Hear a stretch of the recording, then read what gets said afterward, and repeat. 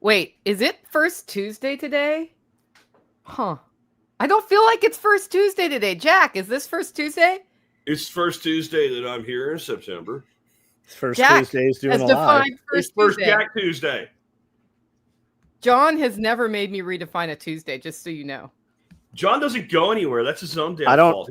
I'm not even aware that it's Tuesday. You have to take vacations, John.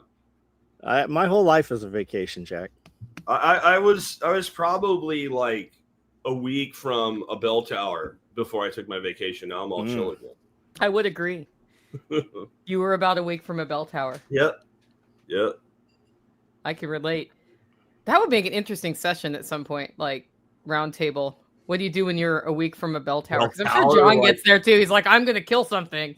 What is your pressure release valve? Sometimes it is killing something. Sometimes I go down to South Texas and put an arrow in something, and then I feel better, like human again. John, what's yours? I just stay busy. He just yells more at his employees. I just stay busy. What Or happens yell if more at John his doesn't Instagram stay busy? followers. That's the real question. I sleep. I fall asleep if I don't stay busy. Like that's like I could literally sleep an entire weekend if I don't do things. So your strategy is stay busy. I stay busy. Jack's strategy is go to Alaska. Mm-hmm. Go somewhere. It looked great. Go somewhere. Will you be going on one of the carnival cruises anytime soon to the Caribbean or anywhere perhaps? Negative. No carnival. None of that. I Okay. had that reaffirmed by everybody that I talked to at the retreat level on Celebrity. They're like, this is your first cruise? They're like, yeah, you did retreat. I'm like, yeah. They're like, you're ruined. You're never going back. And then like, what line do I not ever go on? And people are like, Holland America's fine and, whatever. They're like, no carnival. Just don't. Yeah, no cruises. No EBT cruises. Well, and Caribbean in general seems like they're cheaper and they just attract a lower demographic. Yeah. I heard about on this trip, I heard about a like butter knife stabbing fight in the pizza line. In the pizza line on a Carnival cruise because they ran out of pizza. So of course, what you do is you start butter knife stabbing the person in front of you, also in the line, who also doesn't get pizza because that's apparently the logic. Like, I'm like, so they were attacking the dude making the pizza? Like, no, they attacked each other because they ran out of pizza. But if they run out of pizza, is that a permanent state? Or No. a temporary state? No, it's a temporary state, but they were out, so you have to stab somebody. Like, you couldn't wait 20 minutes for another pizza? No, you have to stab somebody. It's a requirement, apparently. I was kind of thinking about related but unrelated. One of the things I love about my county is you'll have like a huge mansion-y house right next to a single wide. And that's actually a glorious thing. But they went to the county axe thing where we now have an inspector. So John, it's coming our way. We're about to have a chicken Karen or something. Wow. And I was like, the only reason they would want to do that is to start butting out the poor looking people in our county. But that's what makes our county delightful to live in. Ours is the same. Yeah, we got the same thing. Yeah. You have a chicken Karen inspector? In city limits, we most certainly do. Oh, okay. This whole mess out here with making the 5-lane, right? It's a 4-lane with a median and sidewalks. Come to find out, it's only 4.5 miles, and they have till 29 to complete it. And it only goes 4.5 miles, and then it becomes a 2-lane road again. One lane each direction. So they're doing all of this mess through here for the next 4 years, and it only goes 4 miles.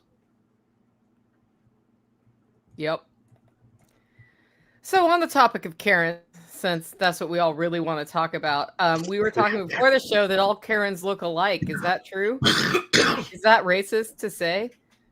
No, how's that racist? It has nothing to do with Is Karen a race now? I mean, no, but everything that people don't like that you say, they accuse you of racism. But if you look at the baseball lady, right? She's got the haircut. She's got the Karen haircut. She looks Karen. Most Karens are white. Not all of them, but the majority of them are white. It's entitled Liberal Women for the most part, a lot of school teachers and such. It's the middle class and above. That's how they got them to vote for all that nonsense. Who was out there kneeling and doing all the BLM shit? It was all the white ladies. I personally think woke middle-aged women need to never be in charge of anything. Like, well, they should not. I don't care what color they are. Like, if you are a woke middle-aged female, you don't get to be in charge of like a taco line or the pizza line. Maybe that's what happened on Carnival. I think anybody whose sole goal is to enforce their way of thinking or their philosophy on other people with actual punitive damages being, like punishment, shouldn't be in charge of anything. Because if your goal is to punish people who don't think like you, that's a problem. That's kind of what that stereotype does in office. It's like, you don't do these steps, no food for you.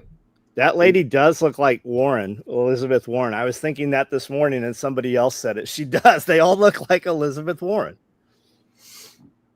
Yeah, they do. You know what? That lady looks so much like Elizabeth Warren that they have photoshopped Elizabeth Warren into her. And you have to double take to know if it's the real one or the AI Photoshop one, because she looks so much like her. And so my thing with that, though, is there's a lot of people giving the father shit. And part of it is that weird thing he did with his fists. So, I mean, to me, I think that one there is like, dude's like hugging his kid. He just gave him a ball. He's all happy. This woman comes over, and I think what actually happened there, I think he looked more goober than he is. I think he threw his hands up and then realized he's looking at a crazy lady. And like, he had this nervous energy. Like, I think his initial intention was, I'm going to pop this motherfucker yelling in my ear. And then he's like, oh, I can't hit this person. And my instinct was, when I saw that, like, I would have told this bitch, like, I will not even say what I would have said, even me, on this broadcast. Because they'll use it later against you. If you were beeping it out, beep, beep, beep, beep, beep, beep. And it would have ended with something like, and if you touch my son, I will throw your ass on that field. Don't think I won't, Karen. And I was wrong. The way that man handled that was textbook de-escalation. In the end, it's just an effing ball. And you can see his disgust. And he just takes it and goes, here, get out of here. Get away from my family. Get away from you. Have no idea what a deranged lunatic like this is going to do. My way would have ended with my personal satisfaction and probably me in a holding cell at the stadium and my family thrown out. His way ended with a ton of Marlins gear, because even they were like, as the visiting team, this is bullshit. It turns out there was like 3 home run balls in that bag of shit they gave him. So he got 3 home run balls. He got to meet the coordinator for the team, the guy that hit the home run. He got that dude's bat signed. He got to go down to the locker room. And then the Camping World CEO gave the family World Series tickets, not to a game, to the effing entire World Series, which no one gets that. And then a free RV. So by being calm and doing the right thing, this dude literally had a tax bracket change for the year. And my way, which, I still fight that urge, my way would have probably resulted in ejection and none of that. Well, that dude probably realized he was on the big screen also. Yeah. Yeah. And then, I mean, look at the last 8 years of people's lives literally being destroyed over silly shit like that. Yeah. And speaking of de-escalation, Sonny is in the room. From Rumble. Yeah, from Rumble. Whose Rumble you on, Sonny? Anyway, I think he's on mine. It's got to be Jack's. Mine's not on. Yeah, mine's on. I think the de-escalation thing is an interesting one, because we've got a comment here. I'm one of the few that thinks dad didn't do the right thing. Why teach your kids that when someone screams at you, give them what they want? Bullshit. And I understand that perspective, and I think it is important to stand up for things, but there's a point where it's about to turn into, I'm going to jail if I stand up for this thing, and my family needs me more than I need to stand up for this thing. Yeah. What is the context of the total situation? It's not just her face screaming at you. Like you said, like John said, you're on Jumbotron, right? There's 100,000 eyeballs in the stadium on you, and millions around the world looking at you. It's going to be replayed over and over and over again. And you're the guy that choke slammed Elizabeth Warren, right? Like, yeah, I could see some appeal in that, but in the end, bro, like your family is more important than your freaking ego. I've spent years telling the kids, my kids and other kids all the time, like, ask yourself when you're about to do something, what you stand to gain, but also evaluate what you might lose, because a lot of times you don't gain anything by it. And the example I use is you're at Walmart or you're at a shopping mall and you've got your signal on and you're waiting for that parking space, and then somebody else comes and zips in there, and you can jump out and you can escalate that, but you don't know what that's going to become, right? If that guy stabs you or shoots you or backs into you with a car and now you're in a wheelchair the rest of your life, were you right? Yes, you were right. But what was the actual outcome? And if we avoided that and went to another parking space or de-escalated that in some manner, it's the outcome is unknowable, and you never know how much further that person is willing to take it than you are. Now, a little bit different in the stadium, but then again, we've seen like look at the dude that choked out the crazy dude on the subway and spent 2 years fighting for his life over that. And there's tons and tons of other examples of that. Yeah, I just think, like, am I willing to potentially be in prison for the rest of my life because I, popped somebody or something? If I'm defending my own life, then yeah, at least I'm still alive. But there's a point where it's like, am I willing to go to prison over my car? Probably not, especially since it just sprang a loud. So it went from quiet to loud. So I assume I have an exhaust leak. So we call that springing a loud here. But, yeah. Yep. So the lady was supposed to have been a school administrator, and last Jack had heard that they had actually got the wrong lady, and that was not her, in fact. Yeah, well, that's how we got into all Karens looking alike. So they went after the wrong person.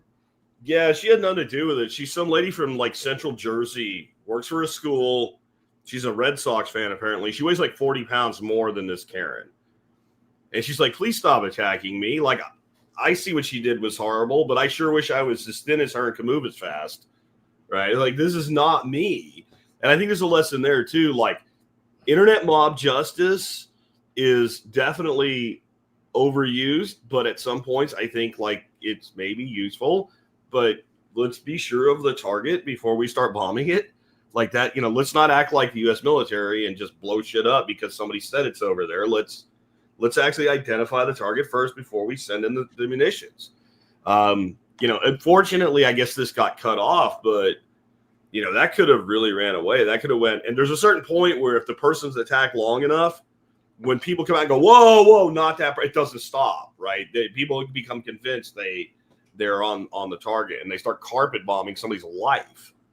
And this woman, if they ever figure out who she is, I wish her ill. But it's also not something like, this is not something to get somebody fired over and shit like that. This is like, you are a horrible human and everybody knows who you are now. And then let's move on with life. Usonian, like, I don't disagree with you. We would all cheer if that dude had backhanded that lady. But are you going to be the one to do that? Because I'm not going to be. I mean, we would all be like, oh yeah, she had that coming. I could totally see it. Yeah. But are you willing to completely change the direction of your life over it? Because they're definitely going to change your life. You're going to jail. Yeah, you're going to jail, and they're gonna hold you there. Lawfare is the like the system is the punishment a lot of times, and they're gonna punish you all the way up and put you away over it. Especially if you're a white dude. That's part of the decision too. Like, am I willing to physically hit this person over this issue? If the answer's already no to that, then what am I going to do? Sit there and argue with her and escalate the argument? Right? Like, I'm not going to punch that woman in the face, especially if she doesn't do something to physically actually attack me that at least has some level of harm to me or to my son. But she's probably not going to, because that's not what those people do. They just keep streaming and streaming. So the only thing I can do is end it. And if I end it with like putting hands on her, I am going to go to jail. It's on video. They're going to put me in front of a prosecutor and an audience full, a jury full of people that look just like her, because that's what's going to happen. And they're going to say he was under no threat at any time, and this giant man harmed this little woman who he stole the baseball from, even though it's not true. and I'm going to go to fucking jail for probably at least 6 fucking months over it. Yeah, if he'd have put a beating on that lady, you'd have never seen the full video. They never would have put that shit out. Look at the chick that just got stabbed on the subway, the Ukrainian chick, right? That dude, you saw him pull his knife out. Yeah. You saw him look at her. He stabbed the shit out of her. You saw him walk back. He said, I got myself a white girl. That's what he said. Yeah, and he did. And nobody, the only reason we know that is because non-mainstream, not a single mainstream media showed that shit. And didn't it happen? It happened 2 weeks ago, right? That didn't just happen. Yeah. They just found out about it. Yeah, we just heard about it this weekend when we got home. And yeah, it's not when he does it. It's when later there's other film from another car when he's getting off and he's walking through there and he says, I got that white girl. I got that white girl. Now, here's my thing with this. If that was a white dude that stabbed a black woman and he said, I got that black girl, there would already be printed professional signs and paid protesters from one end of this country to the other. The news would be flying in helicopters to video it from above and show how big it is. There would be all kinds of messaging out there about how racism is the biggest problem in America. And the response of the mainstream media to this has been to bury it. And now that they have no choice but to cover it, they're blaming social media for making you see it. And if you are aware of it and outraged by it, that alone makes you racist. Yeah, he's been arrested over 20 times, 3 of them violent. I believe they were all on white women. And well, he also beat up his own cousin or some shit, or his sister. But the last time he was arrested, this is the one that, like, you really don't belong on the street. He was arrested for abusing the 911 system. But what he actually did was he called 911 and asked the police to come get him because somebody put this is his words, a man-made substance in his body that was controlling his thoughts, his actions, and his words. This is a mentally disturbed human being. A guy with a violent record plus that level of mental disturbance. Whoever put him on the street belongs in a prison cell, dare I say, with him. Permanently. I don't disagree that maybe somebody's going around putting man-made substances in people's bodies on the street. But if somebody says that, who's committed fucking armed robbery and beat up their own sister and shit like that in the past, and has like this mile-long, stretching back 15-year violent record, I'm thinking if anybody goes into La La Land, that's the dude that needs to go. But they cut him loose within 48 hours of that arrest. Yeah, that judge's name needs to be public. Those judges needs to be out there. And the people of Charlotte, if you do not get rid of your mayor at this point, I don't know what to tell you. You deserve what the fuck you get. I'm sorry. How about there has to be a recall process or some shit. Lady veterinarian used to take her dog to the park. She'd go to the park every day, walk the dog. A dude cut her completely to pieces, stabbed her over and over and over, and literally murdered her in the park. You didn't hear anything about that. Come to find out, 2 or 3 months earlier, he had attacked another lady just the same way, and the judge let him out. There's a ton of these being talked about right now. Now that the Ukrainian lady is being talked about, they are bringing up many other cases just like these. Well, now we're bringing up UFOs, huh? We'll go there later. Okay. I don't want to forget. Well, speaking of martial law and Chicago. So they've put I saw, and who knows if it's real or not, but somebody said, this is why I love Chicago. And they have all their salt trucks apparently blocking the exits so ICE can't get into Chicago or something like that. Yeah, that'll work. That'll work really well. Here's a question I have with that and with the protesters and everything else. I do not understand this. Why are these? I'm not even saying it should happen. I'm saying, why isn't it happening? And to give it context, the dude that threw the sub sandwich at the FBI guy in DC, they arrested him for assault on a federal officer. Is that overkill? Yeah, but you know what they did? They're like, if we do this one guy, if you get arrested for throwing a sandwich, you ain't doing shit, right? Unless you're willing to go. But they did that, and they can. I think it's ridiculous, but they can make a legitimate case. I just watched people dragging cops off of a vehicle they were putting people they were arresting in, trying to stop a vehicle, pushing the cops out of the way, fighting the cops. And when I say cops, I mean ICE. I mean federal agents here. And then the cops drove over one of the fat asses. That was pretty funny. But nobody got arrested. How is this not obstruction and assault on a law enforcement officer? I mean, if I get pulled over by a cop and I get in an argument with him and I like flick him in the forehead, I'm going to get arrested for assault. Well, yeah, you are. I'm going to get done up hard. And if I resist at all, I'm going to get resisting arrest, right? And if they're going to arrest somebody, and all I do is step in between them, I'm going straight behind my back, and I'm going straight to jail for obstruction. How are these? And this is the federal officers. This is happening. So don't, because I keep hearing about the local people are bought by sort. No, hold on. These are federal freaking agents. They have National Guard troops like they did anyway in California with them. They're there. The way that loophole works for posse comitatus, the National Guard's not there to arrest people. They're there to protect the ICE agents while they do their job. That's the loophole. So at that point, once you touch them, they can apprehend you. Why are these people not being arrested? During the LA riots, when the Marines went in, Jeff said that they didn't actually, they actually did shoot a few people at checkpoints. But he said, we weren't out policing. Yeah. We freed law enforcement up. Yes. Law enforcement arrested. They took 9,000 high-risk warrants off the books. Everybody was basically sequestered.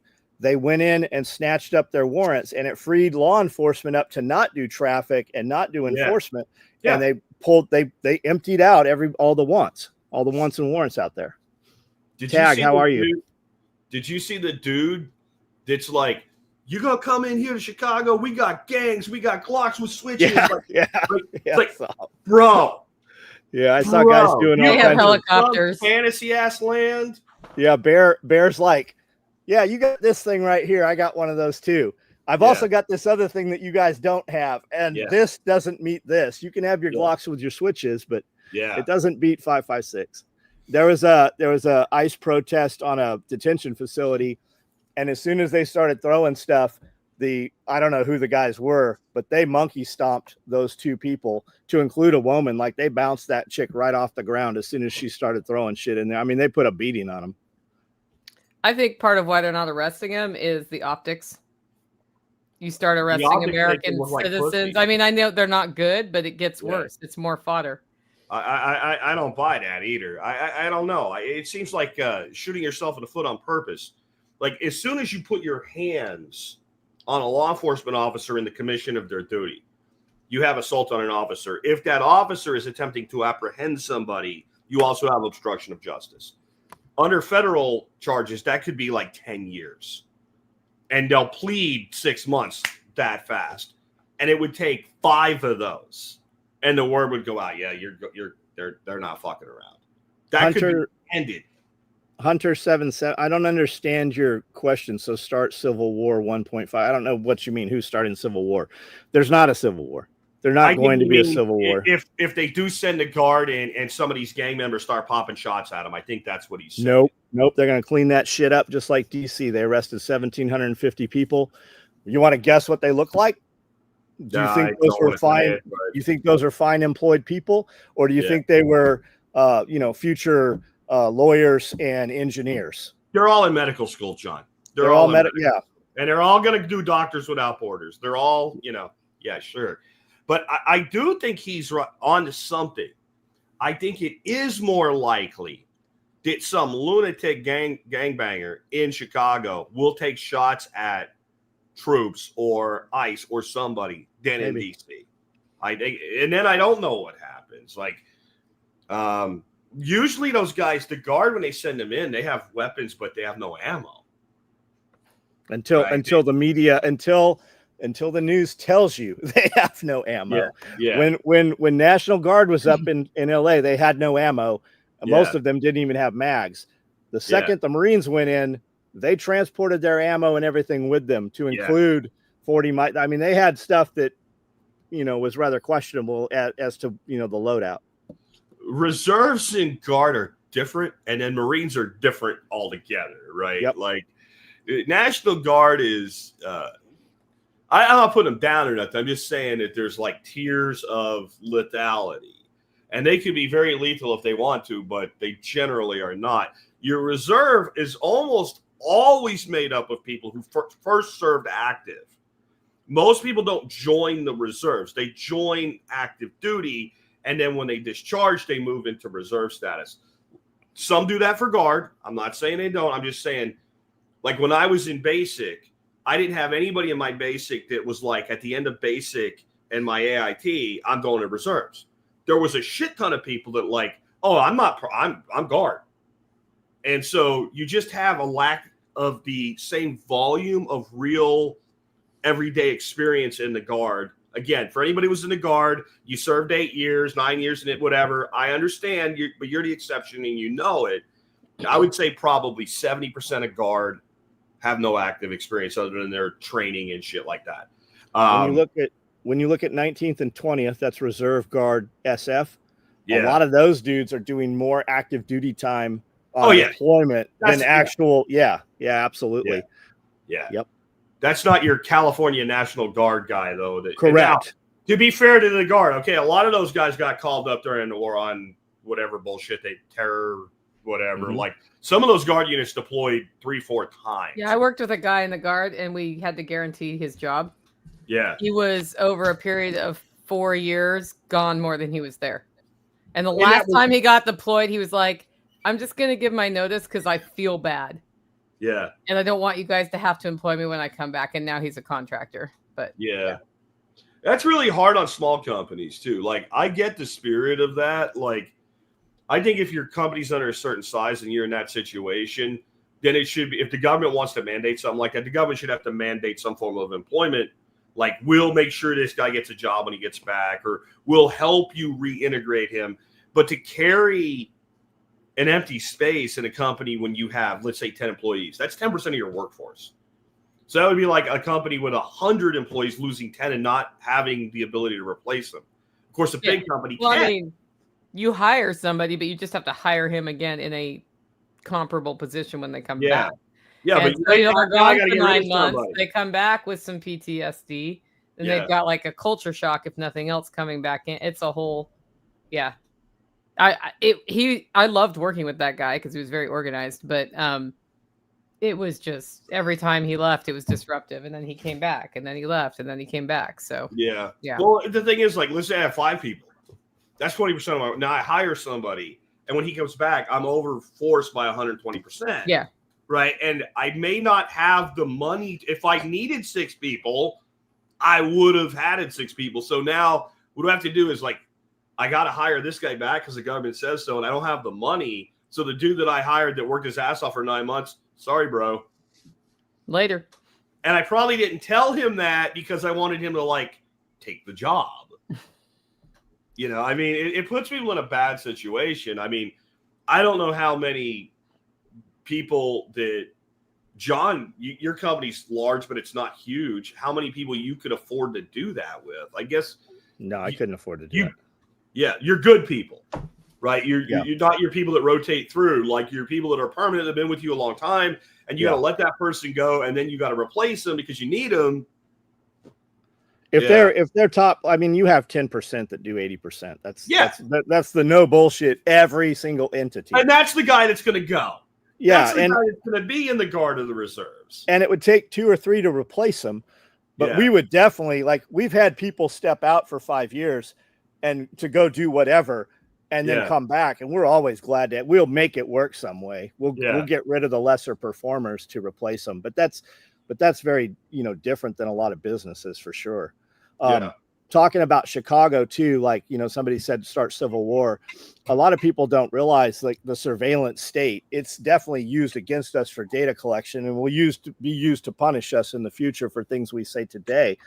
But there's no movement in Chicago that's not known about. There is a record of everything and every movement, from ring cameras and flock cameras and the balloons. Like, people they don't understand that there are surveillance balloons above every major city. Like, did you see when Rittenhouse shot that dude from the ground and then shot the other dude? How did they have that footage? Like, where did that come from? Yeah. And they tried to hide that. That came off of balloons and drones.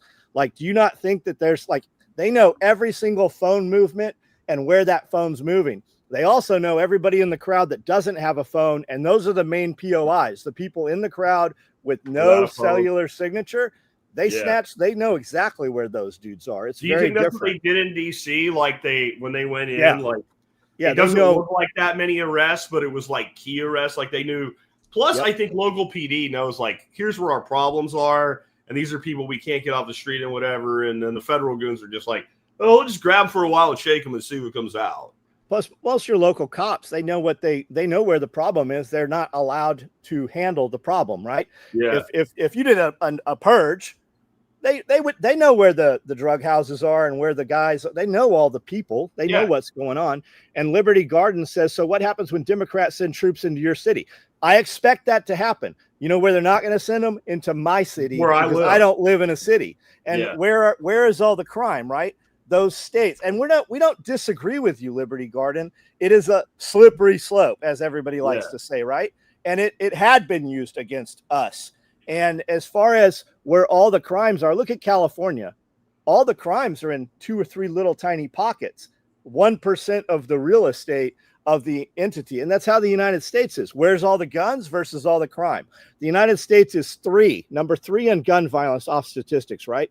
If we remove Chicago, St. Louis, and Los Angeles, we become 280 in gun crime if you remove those 3 cities. And who's committing the crime? Who are the usual suspects?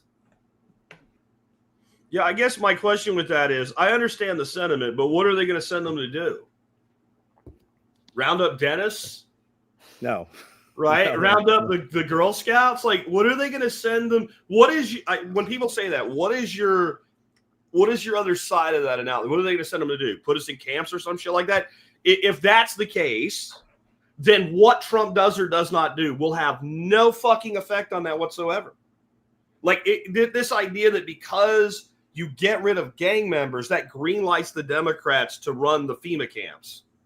It's just asinine. If they're going to do the FEMA camp thing, then shit's going down and it's going down and it's going to happen. And it has nothing to do with Trump doing what he's doing. Which if they're going to run the FEMA camps, it could be Democrats or Republicans doing it. Yeah. That's that's a whole different level of evil. Do you know what this is being called on social media right now? Like especially X, pulling a Bukele.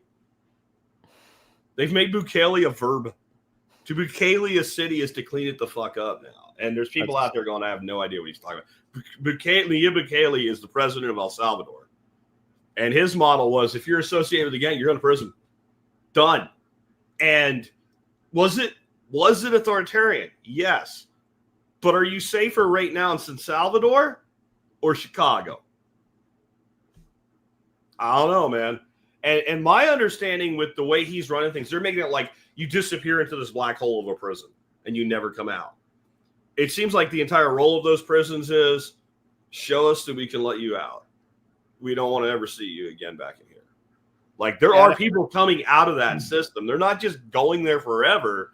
I think his problem was that it had, and this is my concern for my country, it had gone so far that what was the alternative? That no one felt they could actually make any money without being part of that gang system. So by breaking it, then there's no incentive to be part of it anymore. I mean, I don't know. Like that dude, results matter. Like he got shit done. Liberty Garden round up political enemies and that. Didn't they already do that? Like, weren't they doing that? What? And just because Trump goes in, let's say Trump does Chicago, that frees up the Democrats. Do you not think they're going to do it anyways? Or do you think maybe if Trump goes in and cleans some of these states up, then Vance runs next, and then Vance runs again, and then whoever, they're saying Republicans for the next 12 to 16 years. Maybe not. Or maybe this is the time right now where you fix this shit or it's too late and we become France. I feel like we're there. I really do. Like too late. And I feel like the media is playing a very dangerous game right now. Back to that blonde Ukrainian refugee that was stabbed in the neck. When you start telling people you can't talk about something they've seen happen, that you're a racist to observe that it occurred, when you're burying that story while you're turning a career criminal like George Floyd into a saint, there's a point where a society goes, you know what? Fuck it. We're done. And I think there is a huge, I guess you call it the silent majority in America that is this fucking close to, we're done now. And the old saying is, the most dangerous person in the world is the man who only wishes to be left alone when he realizes you will never leave him alone, because the part of him that was peaceful dies. And when that happens, because the people that feel this way are organized, armed, and they're fucking pissed. And it makes me concerned because I feel like they want it to happen. I really do, because I don't have another explanation. Like, at a certain point, we're really going too far, but we're going to keep doing it. Adam, living outside the city, population 2,000, the city has pockets of dirtbags. We absolutely do. We also know who they are. Like, people go missing here all the time. Camden, Tennessee has like 12 of the America's unsolved mysteries over fucking duck hunting. Like, it's like, if the power goes out and the tattletale's turned off and 911 doesn't work and Jimbo is stealing a bicycle on grandma's porch, she's going to shoot that fool. That's going to be it. Like, the trash will be taken out. They'll just be left in Court Square. Here's your problems. We have pigs and backhoes and excavators, right? I mean, yep. I'll put it this way. So my goddaughter, my niece, my brother-in-law, her dad is a cop, and he met one of her prospective boyfriends when she was pretty young. And the guy was a little bit intimidated by him because he's a cop. And he said, oh, it's her godfather you have to worry about. He knows places in the woods no other white man's ever seen. And when he told me that, I laughed and I also said, there's a little truth to that. The only other white guy I know that knows some of those places is dead now. So yeah, kind of. Yep. Like, there is a place for, I guess, country justice. And if it goes that way, and I think there is this idea that, like, oh, we have scumbags too. Yeah, but like John said, we know who they are. And more important, everybody here. More important than we know who they are, they know that we know who they are. They know. Yeah. Rick Krause is here from Facebook. Are you coming from my Facebook? Is this broadcasting on my channel? We're having some issues getting it to go live on Facebook. I think it's you. Yeah, it's got to be you, because we're not broadcasting on any other Facebook right now. Yeah, that's got to be John. Yep.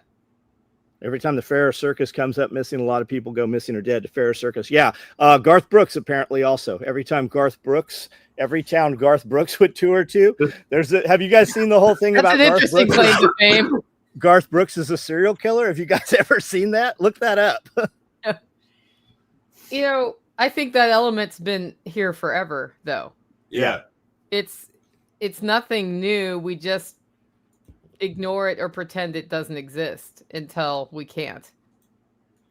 I think there's people, though, that they just want to have something to say in that place. So it's the government's going to get you, right? That's what we started out. Because Trump cleans up D.C., the Democrats are going to put us in FEMA camps. Well, we don't live there. Oh, but you have bad guys that live where you are, too. Wait a minute. I thought we were worried about the jackbooted government guys, right? But immediately, like, there is this incessant need that some people have to have this be not just a problem, not just conflict, not just hard times, but the apocalypse. I've been doing this 17 years now. You know what's changed? Nothing. There is a group that in our space that it is going to be the apocalypse no matter what. And you know what it's going to be? Next year, next month, next election. It's always like just over here. And as you get closer to that point, they just slide it further out. And kind of like global warming. Yeah. They have a 10-year slide.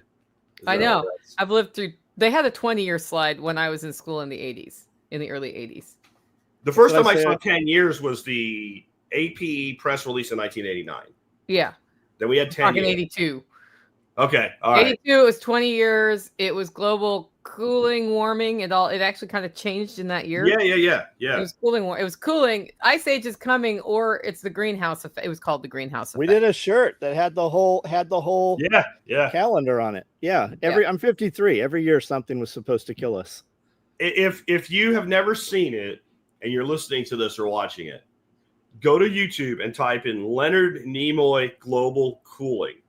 Oh, yeah. And it's one of the most fascinating things to watch and realize it was like 77 this was put out. And Gen X, the reason we're so skeptical of this, we grew up with this. And you're saying 82 is when it changed, and it kind of did. But I remember it's like mid-80s, dudes on like the news at night with their climate models and the ice age coming, and we were all going to freeze to death. And that's kind of that whole like 82 to 89 where it flipped over. And then, well, that didn't work out, so we'll just call it climate change. And I think it's called climate weirding now. Really? Notice but you're in Keep denial. climate weird. You notice Climate Greta That's Thunberg. the T-shirt. Keep climate weird. Greta Thunberg hasn't said climate change in 12. Everything's Palestine for her now. Yeah, and then they drone bombed her ass. Yeah. Remember acid rain? You better keep talking about climate change or they'll drone bomb your ship. Yeah, they just sunk her ship. It is sunk in the bottom of the ocean. Really? Did she go down with the ship? No. They saved her? Okay. No. Thank God. I know everybody's like, why? I'm like, because there would be nothing worse than her being a martyr to the Her cause. He-Man with the He-Man haircut.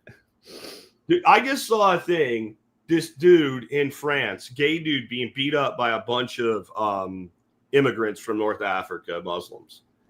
And he is like a chairman on a board of an organization working hard to reduce resistance to immigration and bring more of them into France.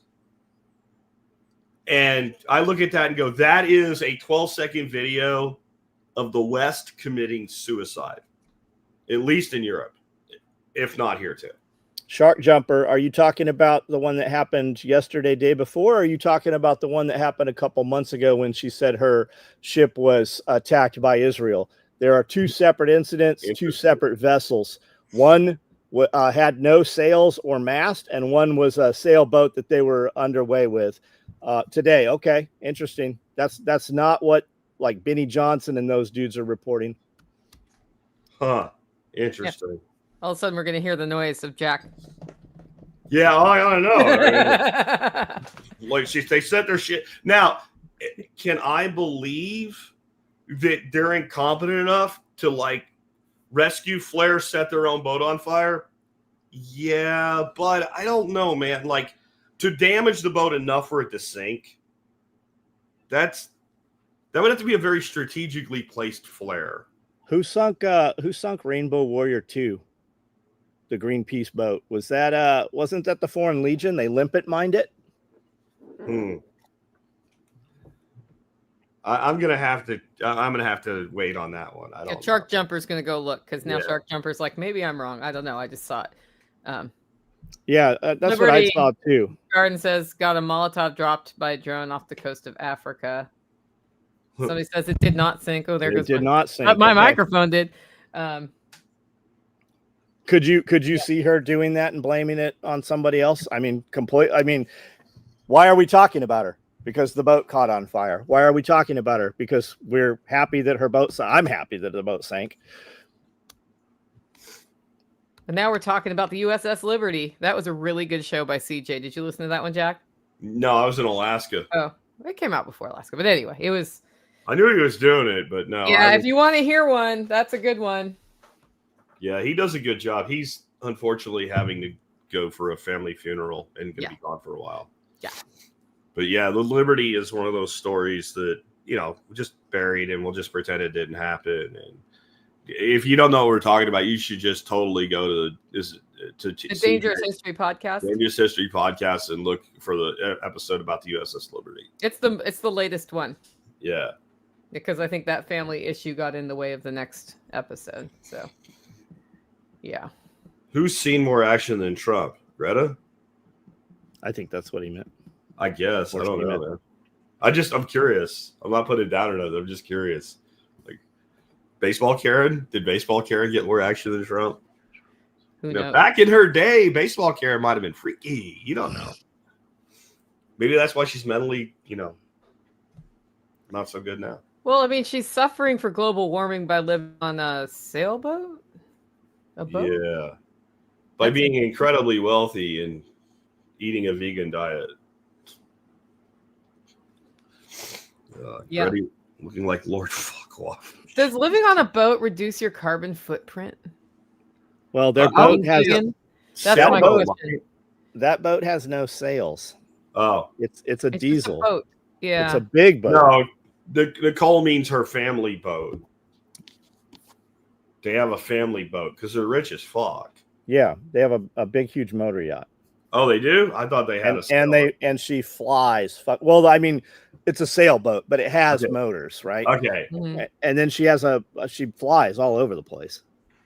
Well, like if you live on a boat, doesn't all your food have to come from like miles and miles away, especially if you're vegan? Vegan. I mean, if you had a sailboat and you ate fish and shellfish, I guess. It depends where you park the boat, Jack. You just eat seaweed, Jack. You just eat seaweed. Yeah. I had kelp pickles in Alaska. That was pretty fucking good, but I don't want to live on them. I didn't know there was a such thing as kelp pickles. I mean, that actually kind of sounds tasty.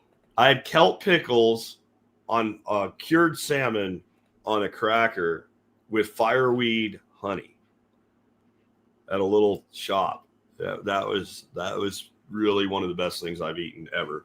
Do you have any good lox? Yeah, mostly on the ship though for breakfast. It was pretty cool. Like, I don't do much with carbs, so they had these lox that they wrapped like almost like a sushi with the cream cheese inside and then capped with capers.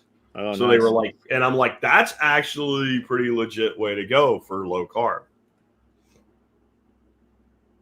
But who am I going to kid? I ate a bagel or two. It was a vacation. Vacations don't fucking count. Sure. It depends on how often you're on vacation, Jack. I took one in the last 2 years. Yeah. Vacations. What's in that mug? I saw you drinking French press and not the right. It's not. It's AeroPress. I just made an extra one and put it in. I was like, he's pouring from a French press. It does not look like an AeroPress. No. It's your favorite commercial brand. Well, I feel like we better talk about this particular topic from Bonnie Blue. Thank you for the super chat. Alberta has just signed a massive pipeline deal with the U.S. by bypassing Ottawa in the process. Alberta is making serious moves towards independence and may take Saskatchewan and other Western province with it, and soon. Huh.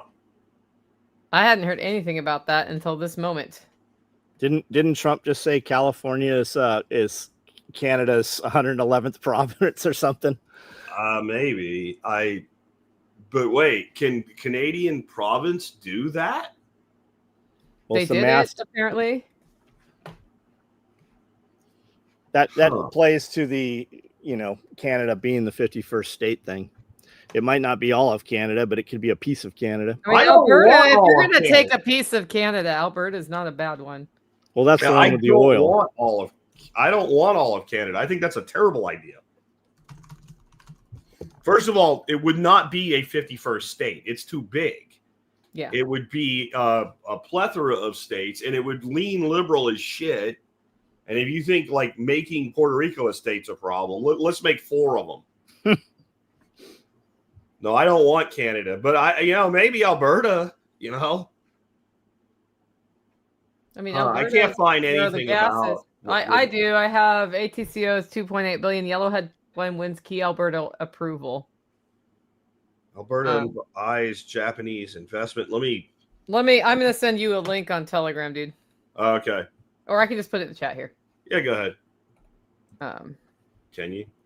I'm working on it. All right. I put it on private chat, but I'll put it in comments for the people who are watching as well. Maybe I'm searching for the wrong thing then. It's an announcement from Heart Energy from the 22nd of August. Okay. The Crown will not give up Canada willingly. The Crown, who's the Crown? Are we talking about England? They only exist because of the United States. Yeah. Literally only those countries over there literally only exist because of the United States. The United Kingdom was the most powerful country in the world 150 years ago. And they just basically took a step back and handed that off to us about World War II. And they've never come back from that. The only thing they've ever done on their own since then was, putting down a revolt of people that shoveled bird shit in the Falklands. That's it. That's all they've done since then.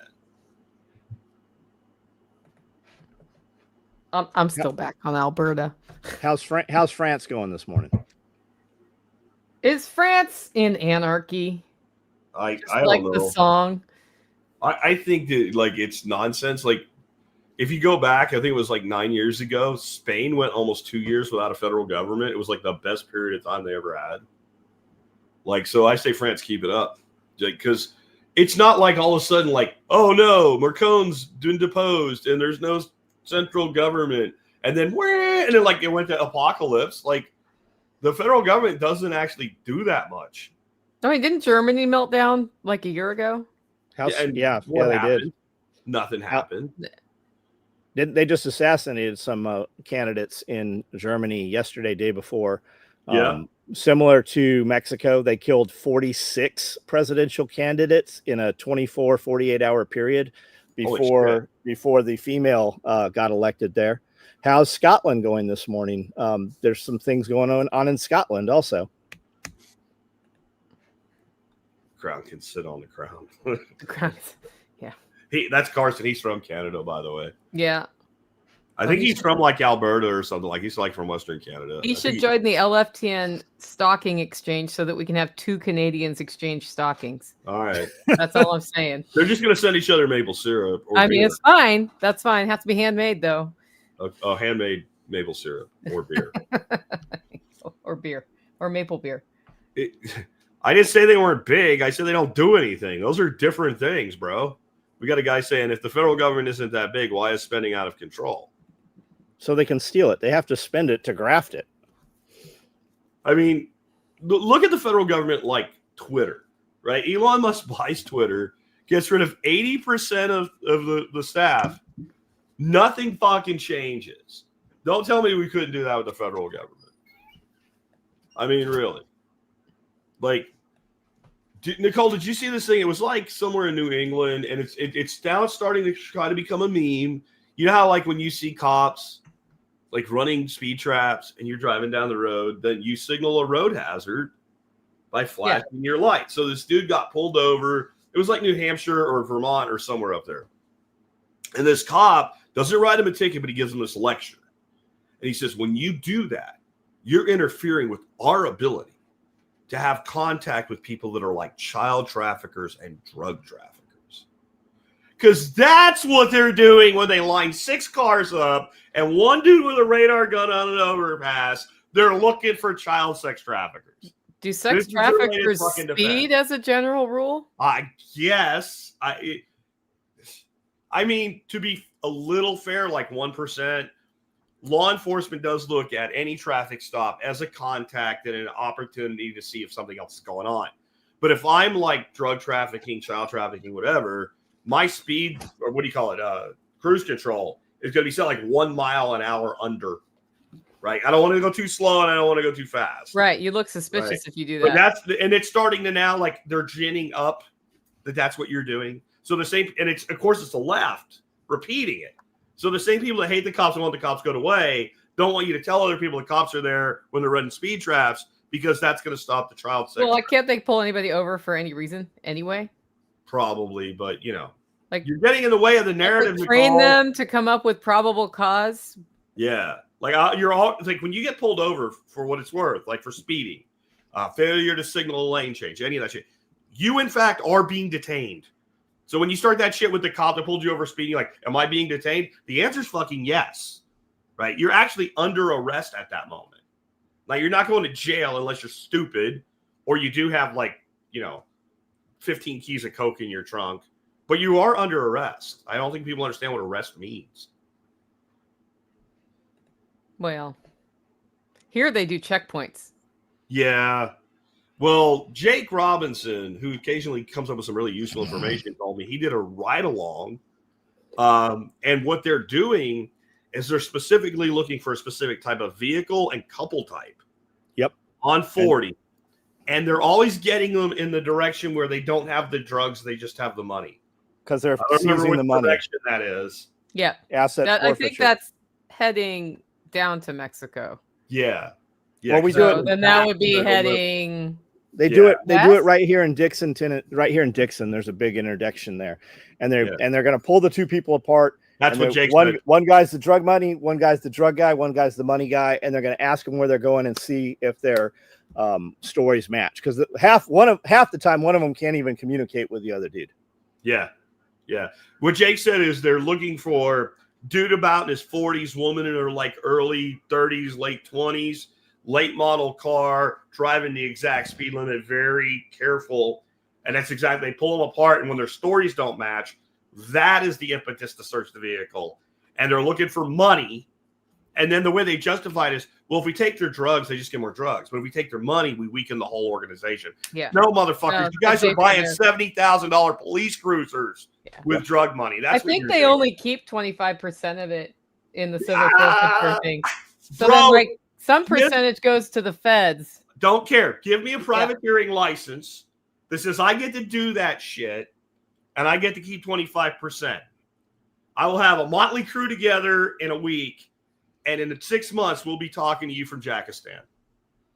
Hunter Right. says, well, shit, I'm not that's saying I me. would do it, Hunter, but if get I your story did- straight with your wife. That's all I'm saying. 25% of what you can steal doing that model, yeah, you can do all right for yourself.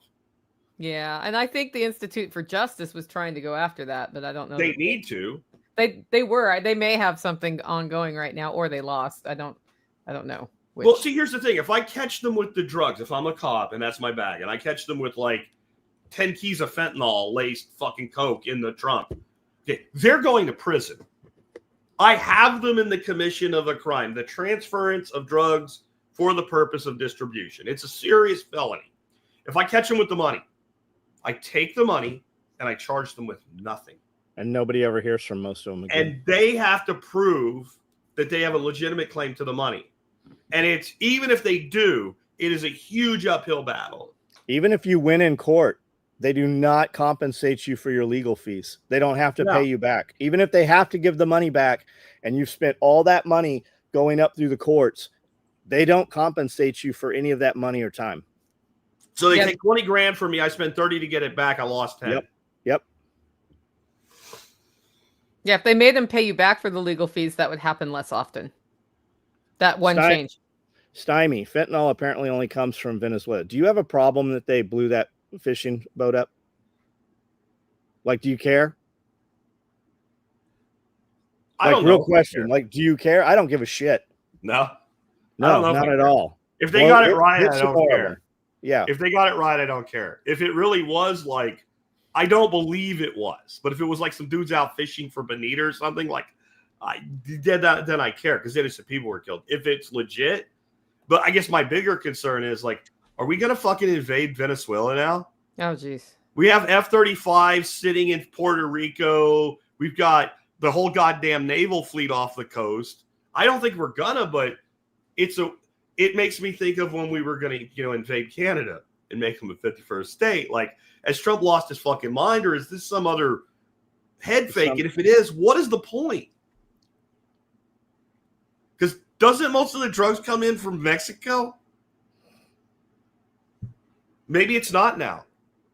Maybe it could be. I don't know. Is that what it is? That they shut down the border asshole tight, and now they're using these boats? Because like I remember seeing a documentary on this years ago, coming out of Colombia, and they were taking these catamarans that were like sailboats, putting motors on them, getting rid of the sails, and modifying the ballast so that they almost go underwater. And so they're like semi-submarines, and they were bringing drugs into California that way. So is that what's going on? Like, honestly, if that boat was loaded up with fentanyl and they blew it up, I don't give a shit. Stymie, they come from China further south and then into Mexico. And because that border's closed down, they're trying to bring them straight into the United States. Yeah. I mean, I understand what he's saying, but like, I just don't know that you can just bring the drugs in anymore. And the whole dev group thing that Trump said he didn't know anything about. I saw that story probably 2 weeks ago, and people were saying that is the exact storyline out of a video game. Has that been debunked? Is that in fact out of a video game? because a lot of dudes, they take these little things and then you see these "we're going to war" YouTube channels report on this shit and make all this clickbait. Did Dev Group, did that actually happen? I remember hearing that in a story, a prepper fiction book, Okay. where that exact story happened in that book. Not that it didn't happen in real life also, but has it been verified that that actually happened? What's been It's 100%. Who confirmed it? Confirmed what? He's saying that Dev Group went into North Korea over something, and there was a mix-up, and they killed some fishers or somebody in the water, and then they punctured their lungs so that the bodies would sink. How has it been confirmed? Like, who brought that out? Yeah. I'm not saying it didn't happen. I'm not saying it didn't happen. I'm saying, where is that confirmed and what makes it confirmed? Did you guys hear that Elon Musk had called for arrests and punishment of high-level U.S. politicians for the money laundering scheme through USAID? Have you noticed also it's riot season? Why are there no riots right now? Because all those paid actors aren't being paid to riot. Most of those cities are not on fire right now. There is no riot season. Wait, is that you, Jack? That's I'm checking this Navy SEAL thing. I mean, it is being covered by major news outlets. Now, the left, it's New York Times, ABC News, CNN, but it's not like it's only on some dude's blogs. I mean, I don't know what to think about that. And apparently it happened during when Trump was in control. Is that that's what I heard from first term? Yeah, I've been out of the mix for a week and a half, so I haven't done deep into it. But I don't know. That could have happened, but I think I don't think in 2025, until you see evidence, you should be saying it's 100% absolutely happened for anything. And even when you see evidence, you need to question that at this point, because there's some realistic. Look at the video. Is there a sixth finger or some shit going on? Yeah. Is there a video? There is not. I mean, the Navy SEAls, I don't know if you know this, John, when they go on clandestine missions, they don't do that. Unless they do propaganda. Unless they do. Remember what was her name in the first Gulf War? Jessica something? Like they roped in to rescue her, and Jessica Lynch. All this night vision video and shit. And it was like they actually went into a hospital that had called them and said, "Hey, we have one of your people. You want to come get them?" Yeah, Jessica Lynch. That was it. Yeah, they tried so hard to make her a hero, and she was with a transportation company. It sucked what happened to her. They got her out. It is what it is. Like she fired her weapon even. I would hope so. That is southern border was the highest traffic through Arizona and the Four Corners area, but they're tightening that area down, and now the runners are switching to abandoned ports in Louisiana and Florida. So that would be boats. Yeah, I asked Scully. I said, "Whatever happened to all those submarines?" He's like, "They're not real submarines, like the narco submarines. You can see them from the air." Yeah, I would think even like the bioluminescence. They're not at depth. Like you can see them out there.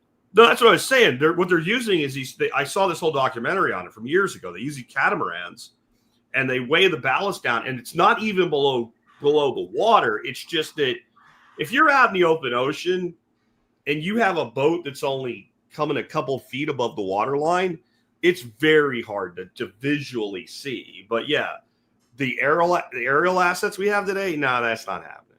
We don't even need aerial assets. I mean, they got satellites can see most of that shit. Well, that's a yes. I just got a 1.5 foot GIS map of my property from Google. Okay. For free. For free. So, which is, it's not an inch like Jeff Lawton was talking about, but I was like, but that was free. Yeah. And that's not a bad place to start. So what do you think we have with all our money being printed and spent inside the clandestine levels of government? You remember, what was the movie? It was one of the Tom Clancy ones where they identified the chick by her tits in a terrorist camp from a satellite image. And that was in 2005 or something. I when that happened, I was like, bullshit. Now I'm like, now you it's could probably do that. They can identify. It was I'm serious. It wasn't Red October, but it was one like that. and they like see the cleavage, and they're like, "That's her." It was some redheaded chick that was connected to the terrorists. Yeah, they identify people by their gait, just by the way they move. That's it. Clear and present danger. That was the one. You guys, Matt Bracken. I'm not a perv here. I just remember shit. Matt Bracken wrote remember boobs. Matt Bracken wrote a series of books called Enemies, Foreign and Domestic, and then there was Domestic Enemies and Foreign Enemies. Okay. And I'm re-listening to those on audiobooks, and those were done in the 90s. And if you listen to what the storyline is, like almost every single bit of that has happened, kind of like pieces of all of it have happened. The complete downfall of the United States, and then New Mexico becoming Mexico and stuff like that. Not quite, but that is their hopes. I'm reading the Alberta thing now. Oh, now you're into the Alberta thing. Yeah. Yeah. I can't really understand. Like, they're going to build a pipeline, but does it go to America? Where does it go? I thought they were. I'm not paying the money. You have to pay them money to get the full story. I'll do it later. I have ways around. Yeah. that. Well, I had it summarized, and they did. It didn't tell me that part, but it did write me a news anchor style script in my voice, which I did not ask for. Okay. But it'll give it to you. Agris Tax Advice says, love the first book and Enemies, Foreign and Domestic. Wasn't really a fan of the second. Never read the third. Yeah, I haven't actually done that series, and I'm looking for something to read that's not too interesting, but is semi-interesting at night. Anybody that does not check it down on, like, go ahead. S2 Underground, you guys, that should be on everybody's radar. He does a bottom up front kind of reporting. They're usually short, and he's a S2 guy. He was an Intel dude, and he does a very compact, this is what's happening in the world, and this is why you want to know it and how it could affect us in the future. Oh, that sounds cool. I love it. Every time I get on one of these, I get to write something. What was that? What's that resource, John? S2 Underground. S2, just like similar to Mike Shelby's Forward Observer. Okay. Bear does a real good one too. Bears is always very good. Yep. Is he on been YouTube? Good for years. Yeah, he's on. They're all on YouTube. Yeah. Okay, I got him. Okay. Yeah, you'll like them. All right. And it's brief. I like free. Brief, and free. And free. Okay. So, what is the latest snake hijink that you've been involved in? I've seen emu hijinks going on over there, where Amanda was riding an emu. She didn't actually ride the emu. I know. The emus are as big as Amanda, though. Amanda catnapped a kitten the other night, rescued it from a restaurant. Little teeny, super dirty. It's a feral cat. We got an anaconda the other day, like an actual anaconda. And when I posted it on YouTube, people were like, there's no reason that you should have an anaconda. You shouldn't be allowed to have an anaconda. And then people are like, he's not allowed to have an anaconda. You can't have anacondas. It's illegal. You can't have retics. I'm like, well, you'll be happy to know that I have 65 more of them. Please comment on all my other videos. It's always amazing how people want to have some say over what somebody else does that directly affects them in no way at all, right? If these animals got loose here, the cold would kill them. Like, it was 55 degrees in the garage yesterday morning. Like, if I have anacondas, Burmese pythons, retics get out here, they die within like not long. Like, they just can't live here. Yeah. If I made that claim, it would be probably true. If he makes that claim, it's absolutely. Well, I think he went down to 0 last year. My climate, they might make it like, if you get one of those really mild winters, they might make it 1 winter, but they ain't making it 2. They ain't making it 1. Like, they get loose in San Diego. I used to be on a call from the zoo to pick up big lizards and big snakes through the Herpetological Society, and we would find them. They hadn't been out there long. Like, there's not a breeding population in San Diego of boa constrictors and Burmese pythons. It's just not there. Well, I'll put it this way. Like, so the glades are full of all these exotics, right? Jacksonville has none. Yeah. And they're running out of food. Jacksonville, they're not getting a freaking Camden, Tennessee. Right? No, there's alligators in Jacksonville. Trust me, I used to play with them as a kid. So what you're telling me, John, is the snake police have not knocked on your door yet? Yeah. No, but the snake police have knocked on my door before. Anacondas, though, John? Yeah, I have an anaconda. Yeah. Did you get a green or a yellow? Oh, the real one, the green one. Oh, he went full on. Yeah.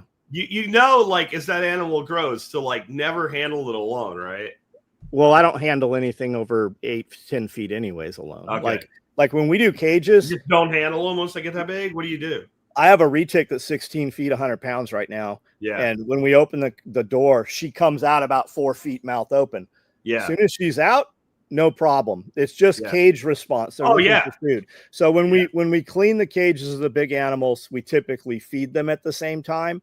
So that big snake comes out. We give it a big ass rabbit. It's occupied for about 15 minutes. Amanda climbs in the snake cage, pulls all the paper out, and then we change. We've already got all our paper pre-cut and everything. That's the only one Amanda's really involved in. Cody and I, and usually Brandel, do the other big snakes because he's filming. But if something went terribly wrong, we have 2 other adults present.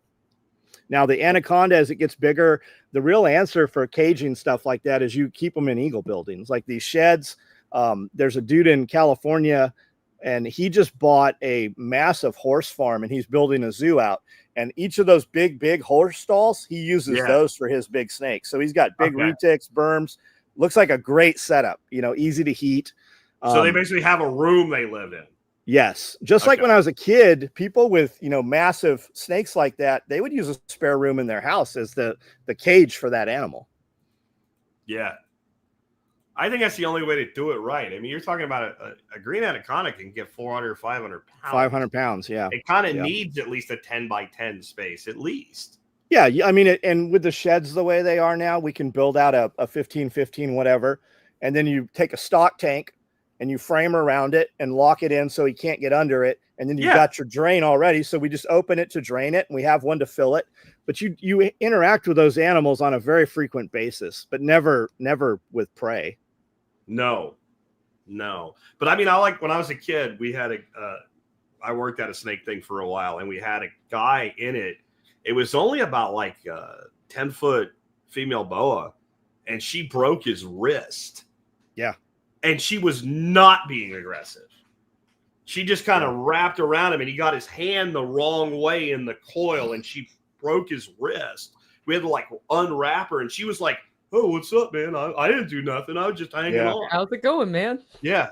I have 11 12-foot purple albino female retic, and you'll hold her around your neck, and she will wrap that tail up and back around. Yes. And she'll like literally almost dislocate your shoulder. Yeah, that's what I'm saying. Like the biggest I ever kept, I had about an 8-foot, but it was a male red tail. Yeah. And he was chill, and they just don't get the girth that the females do. And then I had I know you're in the Thai snake business, right? I had a Thai rat. He got about 11 foot, but he was only about as big around as my wrist at that size. Amanda, you have to buy all the Thai rat snakes now. I think we probably are. Amanda just got a mandarin. She's got a 2-year-old mandarin rat that's beautiful. And then we've got the Vietnamese blue beauty rat snakes. Yeah, the Vietnamese blue beauties are great. The Thai beauties, though, are the yellow ones. They get bigger. They put on a good show, right? They hood out vertical. Oh, they get all nasty, but rather than a cobra. Yeah, but the tongue comes, as long as you keep them not quite tame, they'll still put on that amazing show. They never get fully tame. Like Thai rats, you can handle them and all, and they won't bite you, but they never like a boa or a python will just sit on you and be like, okay, cool, I'm on a warm thing now. I'm chill. The Thai rats, they're more like, why is this thing that I'm not going to bite because I know it'll kill me? Why is it touching me? Like they just keep maneuvering and they never want to just chill out. Yeah, she's got a pair of tiger rat snakes. The black. I was gonna say, there's your other one you got that wants to bite. They like to bite the shit out of you. Guys are keeping them in grow tents, and I saw Amanda. Amanda just got this little grow tent looking thing to keep her filament for her 3D printers in. And I'm like, man, that would make an awesome cage for like green tree python because it'll hold. You could hold humidity. Yeah, and you can fully see in this thing, and it's framed out, windows, and it's already got the PVC in it. Yeah, it's beautiful. It's designed for airflow, humidity control, temperature control. Yeah, it's like a mushroom tent thing. But you can sounds like a boom room. A boom room for boom slangs. Yeah. Are you going to stay away from hots at least, John? Nah, no venomous. Okay, good. No venomous. I saw a guy, Cody showed me at dinner last night. He's like, what are these? I go, I don't know, but they're venomous, whatever they are. Beautiful, bright green. And it popped up for me later that day, and I was curious. So I'm reading the comment. There were Eastern green mambas this dude was holding. Yeah, no. And somebody in the comment, he's holding 2 of them, and then he just put them down on the ground. And somebody said, look at him. The whole time he held them, not even a tongue flake. Not even a tongue flick. Those snakes get held all the time. Wow. No. Are all the snakes a prelude to the SOE exotic leather product? No, it's a prelude to the zoo. Yeah. The leather we all knew you were going to end up with a zoo one day. The leather is going to come from the emu herd. Yeah, and I have no opposition to snake skin and leather and hides. Like, I don't give a shit. I think all those dudes hunt, and I think they are, all those guys hunting all the berms and stuff down in Florida. I think all that stuff's getting used. Yeah, you have to kill them, apparently. Like, some of the stuff, like the tokay geckos and all. Legally, yeah. But the pythons, I think, specifically, must be killed, which I find to be stupid. Especially with the import ban on them, right? Yeah. Like, there's no more importation. Yeah. Yep. I was 2 seconds away from wearing that same shirt today, John. Yeah, I love this shirt. Our new one coming out, the one we're printing right now, is Department of War. Mm-hmm. Funded 25. You need to do another run of something with the vertical and the patch, like you did with the Second Amendment one. That just shirt looks freaking good. I agree. Every time I wear that shirt, people are like, where can I get one? I'm like, they're sold out. Or I go on the site, you have like smalls. Yeah. Or N5X. Yeah, like 57X and triple extra small. Like, we're one of the few companies that prints up to 5X. Same with belts. Like, we do up to a 60 on the website, but you can order 60 and put in, hey, I'm 74, and we'll actually build you a 74-inch belt. And all of our rigs come with plenty of adjustment. Like, the rig that fits me will fit a dude that's like 450 pounds. That's some of the benefits of getting your equipment, John. And guys are like, I don't want out of shape guys wearing my gear. Well, I'll take it. But we'll sell it to you. Come on over. We'll even give you better gear. I'm going to send you some shirts that are just plain black shirts I'm buying on Amazon. Okay. And the reason is to see if you could use them to print on. Okay. And I don't know if you can, but they're like a bamboo poly blend. But the thing is, they're long for the size. Sure, I can get, like, Cody gets an extra long shirt. Yeah. If you want that, I can get a different blank for you. Because, most people around here, we tend to carry things that go bang and like long. And then there's people like me. We have like, torso. Jack's all torso. Yeah. I'm like 5'11", but my legs are the legs of like a 5'8" dude. Yeah. Crystal, you're absolutely right. Allowed versus able.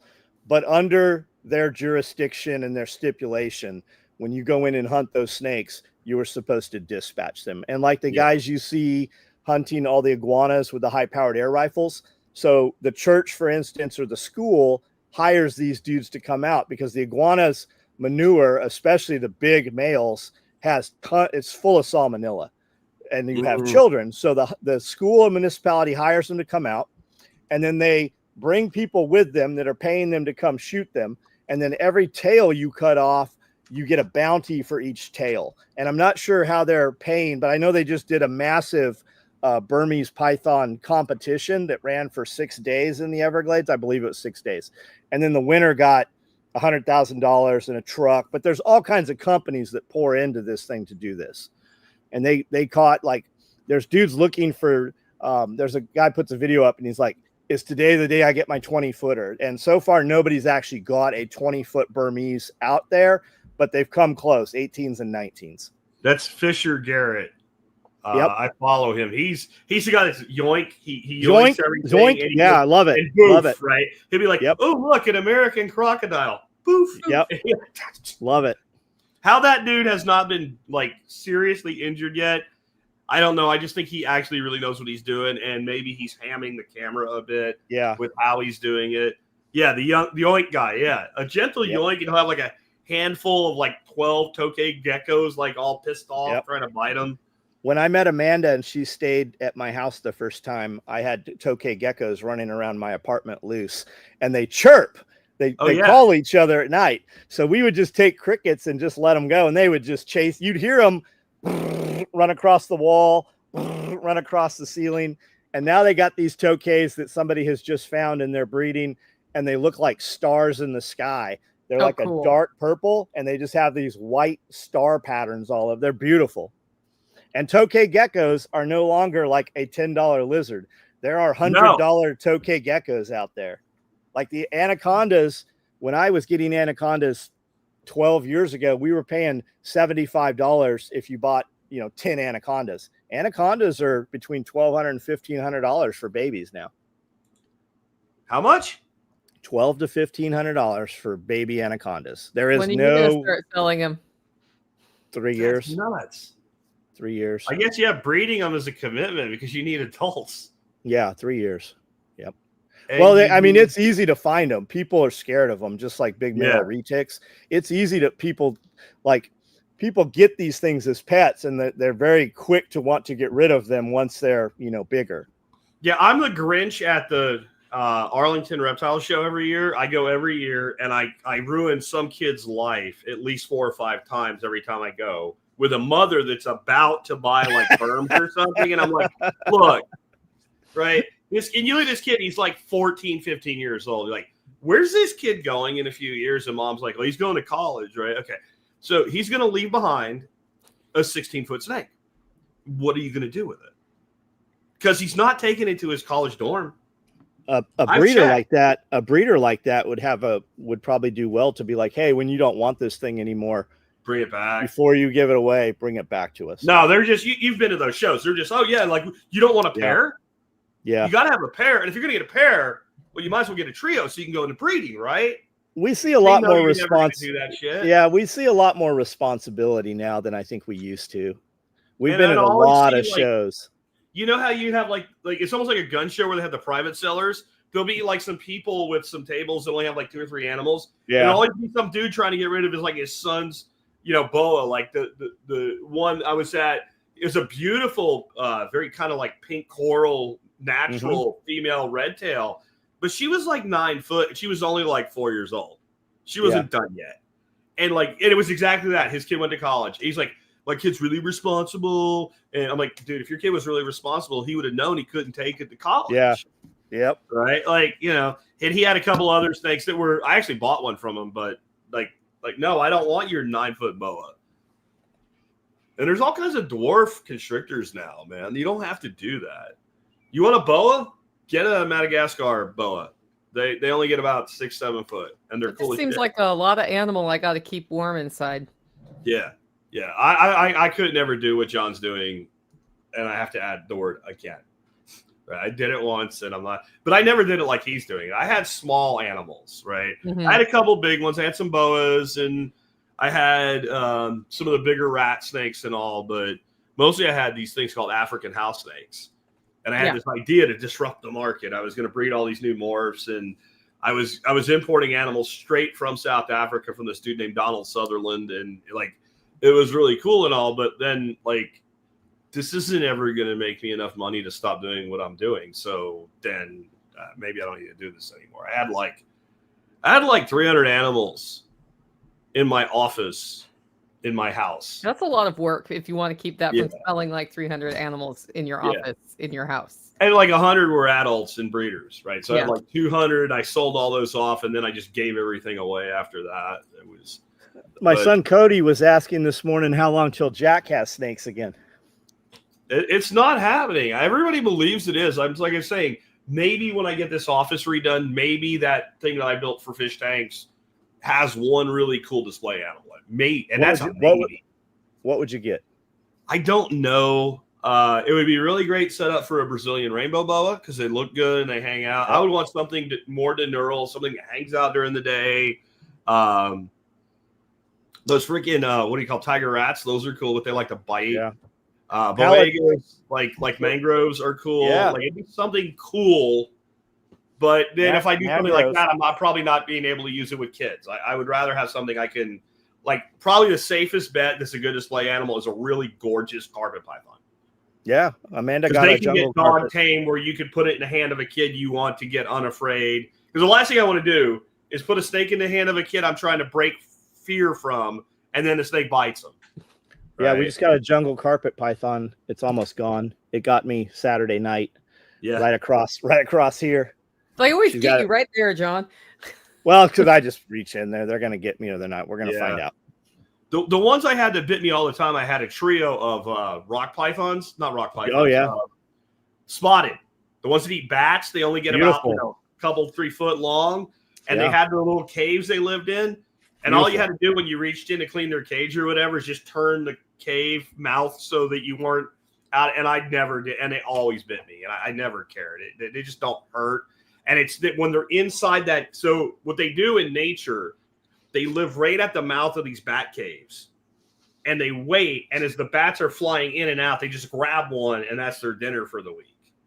And so when they're in that hide and you've got movement, everything in their little snake brain just says, bite that thing.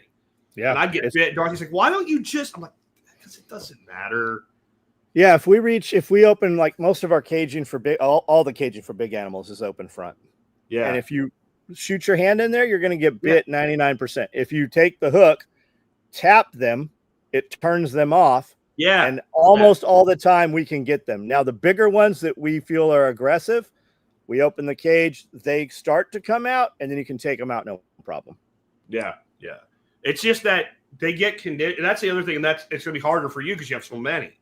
When you have a few, what you do is you take that snake out every day for a few minutes so that more times than not, when that cage opens, they're not being fed. When you're dealing with animals, when that cage opens, 9 times out of 10, they are being fed. That's the dinner bell. And the heat ports are up and they're looking for something to eat. They're hungry. Yeah. Especially in rack systems. They're just drawers, one after the other. Yeah. Boom, boom, boom, boom, boom. The door opens, head comes out. And everybody's like, that snake's really aggressive. And you're like, no, it's not. It knows it's about to be eaten. It's eating. Yeah. It's got to but when you stick your hand in there, it's like, I sense warmth. Her sound just went out. We have sound. I hear Jack. She'll be back. Jack hears me. Yeah. We muted Nicole somehow by accident. Maybe she'll come back. I don't know. What are we going to do without her? I'm not ready to be in charge yet. Just keep doing what we're doing. I have to do my first real show tomorrow. Yeah, she said her sound went out. There we go. We'll let her speak from beyond. Maybe she'll be back. I don't know. Yeah, I got my first real show, John, since I came back tomorrow. I did a rewind yesterday because I think I have the, what do they call it? Something stupid. Oh, razor blade COVID. You have that right now? That's what I think I have.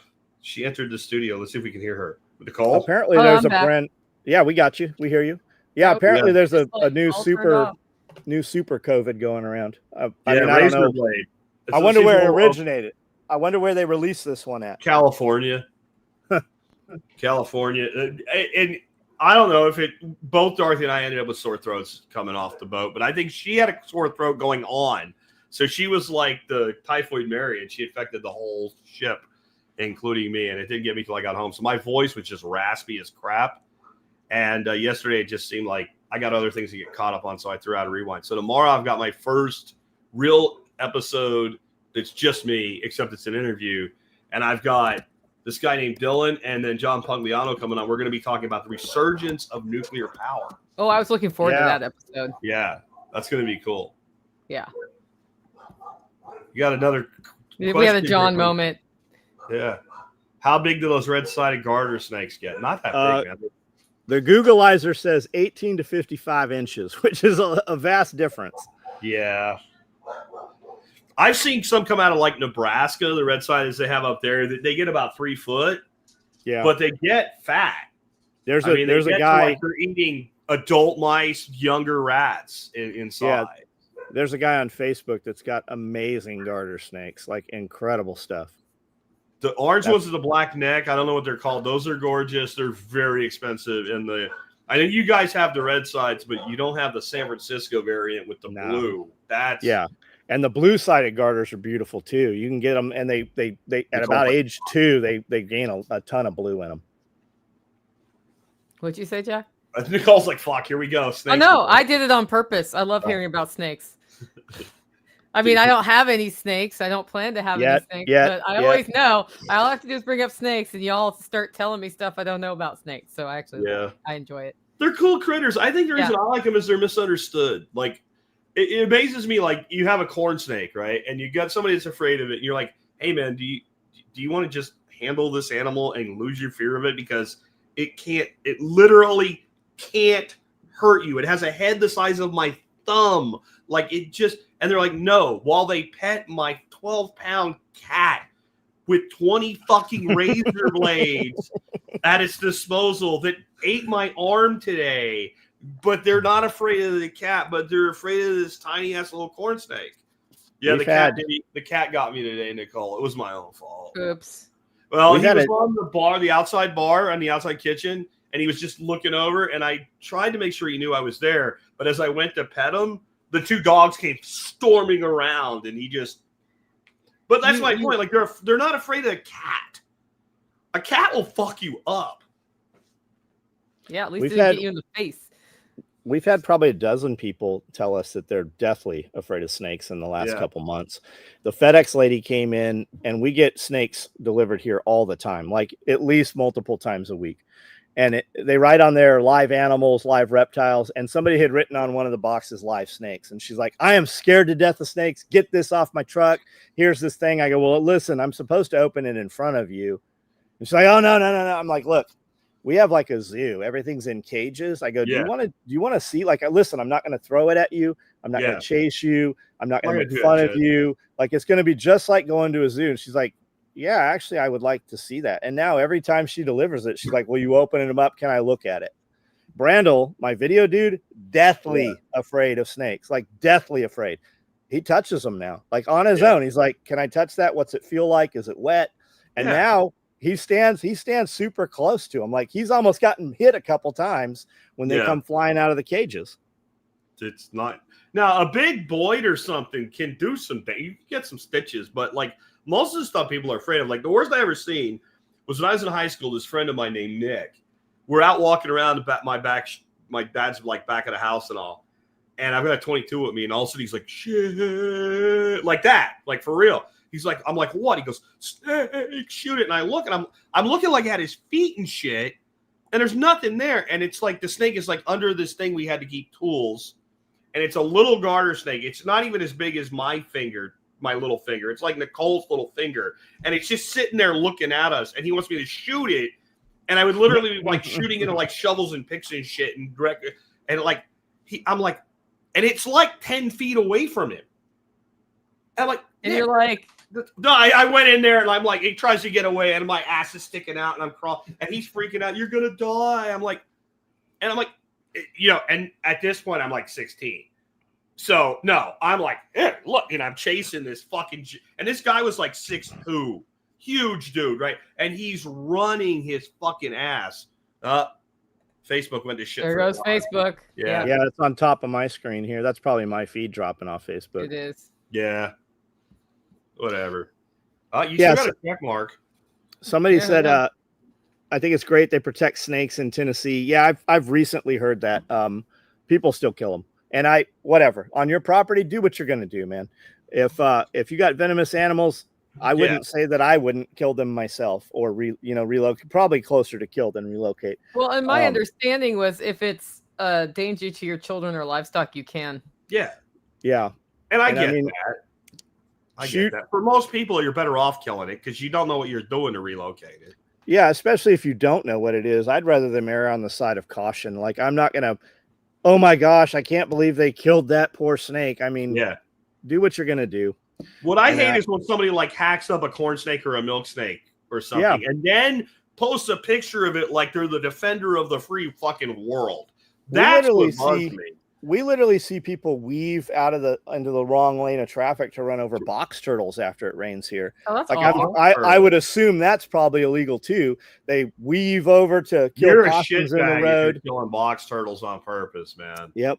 Yeah. If you hit one by accident, I get it. But like, if you're going out of your way to kill a turtle, unless it's like red ears and painted fuckers in a pond, because they fucking populate the shit. Yeah. Well, the snappers are the issue, not the box turtles. Yeah.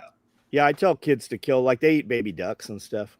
Yeah. Kill the turtles in the pond. I currently have a snapper turtle killed duck in my pond. They will. The regular, like the painted turtles and shit, though, they do it too. Like if you, one of the most cringe moments I ever saw, this dude had his kids and they were feeding the baby ducks at the city park, and you start hearing plunk, plunk, and you're telling like, get out of here, you know. And there's like 24 babies. Now there's like 12 babies, and they're just plunk, plunk, and the kid finally starts catching on. Like, dude, get out of here, you know. And he just look at the babies, feed them more. Like you're chumming. You're chumming the water, dude. Because they'll have like, there's so many turtles in there. The reason they do that is they're underfed, you know. And the one down here that I take my grandson fishing in, the retards that run that park, if they're driving around and they see a turtle, they pick it up and put it in the pond. I mean, from like miles away. Like if they see one come out of the creeks or whatever, they're bringing it to the pond, and it's like they're trying to manage it for fish, and like all the fish in it are this big now. They'll climb chain link fence. Like turtles will climb right over. So will alligators. They will climb right over your chain. I've watched them do it here. Yeah, map turtles climbing fences here. They will also burrow through your dam. Yes, they will. Yeah, they'll do that. That's We found a box turtle one time when it rained really bad, and we threw it in the back of the pickup truck to let it go somewhere safe.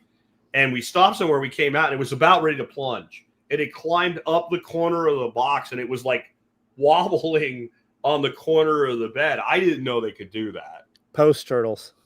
Yeah, that's what he was. But he was about to go for it. Like it was like, no, buddy, no, we'll hook you up. Who would kill a box turtle? They're like one of the most like non-offensive little critters that they're cute. They're cute as shit. Yeah. We've got sulcatas here right now that are probably 3-4 inches, but they'll be within 4 or 5 years. I mean, they'll be 30 pounds. Are they the ones that kind of have like a diamond shape on their shell? No, those are these are African spur thigh tortoises. Okay. They're the third largest tortoise, and then you have Aldabras, and then you have Galapagos.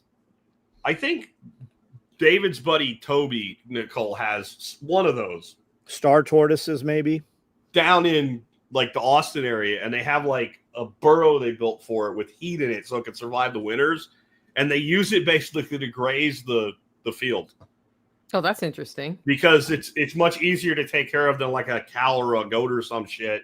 And it just, but they had to like reinforce all the fencing up like 2.5-3 foot because this thing weighs like 400 pounds now. Yeah, and it wasn't trying to get out. It would just lean against the fence, and the whole fence would just get fucked up from this thing. Yeah, you got to put riprap there too because they'll burrow under. Yeah. Well, he's pretty happy. It's a pretty big yard. He's not trying to get anywhere, but they said he was just destroying the fence, but like just kind of like oh man, sorry. Like, yeah. So it's not all it's not all black snakes that eat rattlesnakes. What you want is king snakes. You want this black snake thing. Stop that. There's a lot of snakes that are black. I'm just interested in the rattler biting bull testicles. I saw that. That could be a problem, I would guess. That's because the bulls don't give a shit about them. That's why they ignore them, and then they wish they didn't. Too much testosterone. They've always said cattle are one of the stupidest animals, and I do believe it. Have you has that actually happened? Like the rattlesnakes are biting. What happens when that happens? You put that. Well, whether is it like you cut them off and then the rattlers get them? That's what I wasn't quite sure. I don't know. I believe Bonnie because Bonnie's been around forever and doesn't make shit up. But if you have envenomation, like that's going to kill that animal. You would like we're not gonna treat it with, Cromag or Crofab or something. But would it kill? Will it kill a bull? I don't know. Yeah, I don't know. Get him in the balls. That guy's breeding days are over. Yeah, indigo snakes will absolutely. That's their main diet is other snakes. Yeah, same with cobras. King cobras eat other snakes. Yeah, indigos are big time snake predator. You know what else? Bonnie is now on the internet clicking buy. One of the snakes that predates the hell out of other snakes, just smaller ones, but it's also venomous. Is corals. Corals prefer to eat other snakes than just about anything. When I was breeding African house snakes, I had a guy near me that worked with corals, and I would just basically sell him super cheap all my culls because you had all these baby snakes that had no value whatsoever, and he would euthanize them and feed them to his corals. And you can't go letting African house snakes go in the United States responsibly. And they would survive, by the way, John. They're from parts of like the High Veld in South Africa. They would survive in our climate. So yeah, that could be an ecosystem disruption. I don't want to be the guy that did that. They just had something happen in European Union. I'm not sure where exactly, but they banned king snakes. So everybody that had king snakes there, they had to ship them out of the country, and a ton of that stuff just came back into the United States. I was talking to a guy from the UK last night on the live, and he said it wasn't UK, but it did happen over there. Apparently, they're like, we haven't banned anything recently. Spin the wheel. Yeah, they said some of them got loose, and there was a population found somewhere. You know how that goes. Oh, like deer. Yeah, we have an invasive species problem with animals that already escaped. Let's ban the ones in captivity. This will do nothing to fix your problem. No. The horse is out of the barn, right? Yes. It's kind of like kudzu. Yeah, kudzu. Yeah. Yeah. Don't have kudzu because it's bad. See what it did. So you're saying, like, as far as I can see is kudzu, but the piece on my property is a problem. Man, if you brought if they brought those grazing goats in and fenced them into those areas, like movable fence, they'll completely clean that entire area up to the point where stuff will grow back rather especially quickly. if you rotate them and keep rotating them, eventually it's gone. Like the tubers are still in the ground because it's like a potato, but they'll clean all. Yeah, you don't want to eat it, but yeah, you can. I watched a video where they go out and dig up all this stuff and process it and made flour and made bread out of it and everything, and they still said it was absolutely horrible. Really? But you can get that, like you could go into this, like when you drive from here to Jackson, Tennessee, there's mile maybe of just kudzu, and it's creeping. It'll be here within, a few years. But putting goats down, man, it really cleans those areas. That puts sunlight to the ground again. That's why Nick Ferguson wanted me to get goats to begin with, because my other property that I no longer own had a kudzu problem. He's like, you just need to have goats, Nicole. And that unleashed a whole goat adventure where they were on my roof all the time. Now they're not. At least they're not on your vehicles. No, I have one of John's vehicle climbing goats here. Yes. Yep. Anacondas. We rehomed them, but it fell through. Anacondas for Asian carp, you're going to create a bigger problem. The anacondas are going to eat everything in addition to fish. Like they're going to eat all kinds of shit. Where are you at? What, Jack? Ooh, Stymie? Yeah, where's Stymie? Like what state? I don't know if he's proposing that as a solution, or he's like, if Asian carp are bad, do you really want to do this? I'm not sure what he's saying. Jason says kudzu noodles aren't bad. Where have you had them? Yeah. How do you make those? Is it from the root, from the flour, or? I bet it's from the root. From the tuber. But then you could flavor it any way you wanted if it was done as a noodle. I've been into the Chinese yam berries lately, which look like little potatoes. Yeah. Those are interesting. They're called air potatoes in Tennessee, but apparently the thing that's called air potatoes in Florida is poisonous, so now I'm calling them yam berries. Okay. I know what you're talking about then, at least. I planted them here, they died. Northern Indiana, got it. Oh, and it was sarcasm. So we have Asian carp around here, and then they do bow hunting stuff for it, and it's a pretty big deal. Like guys send helicopters in the day before to see where the fish are before the tournaments and stuff. Have you ever seen them shooting with shotguns when they're jumping out of the water? I've seen video of it. I've not seen it in real life. Yeah, I haven't either, but it looks fun. Purina puts big, huge rollbacks out whenever they're having those fishing competitions, the archery stuff, and everybody puts their fish in there. Apparently, they make dog food and cat food with those carp. It seems like a natural solution problem thing. Like it'd make good cat food. Yeah, it's killing out. Apparently, they eat all the vegetation, all the algae and kelp, where all of your game fish and sunfish are going to breed. So I get the problem. I'm just saying, like, we're really good at eradicating species. Yeah. Right. This is a species that could be a resource for a time that we could eradicate. Why? Or at least we could like no one would get mad.